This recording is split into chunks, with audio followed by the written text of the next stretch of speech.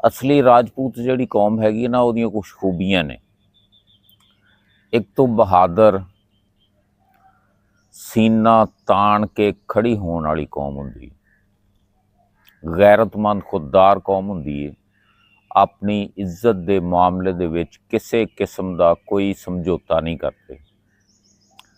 तीसरी गल यह कि मेहमान नवाज हुंदे ने, आए बंदे नूं इज्जत दिंदे ने, दुश्मन होवे या सज्जन होवे। वादे की पासदारी करते हैं, आपदे वादे दे पक्के हुंदे ने, सकाफत दे नाल जुड़े हुए हुंदे ने। वड्डियां वड्डियां मुछां, खुले खुले कपड़े, पग्गां सिर दे उत्ते, मुछां नूं वट दे के रखना, वफादार खानदानी निज़ाम। ये अपनी कौम, खानदान, बरादरी दे नाल जुड़े हुए हुंदे ने, एक दूजे का बहुत ख्याल रखते हैं।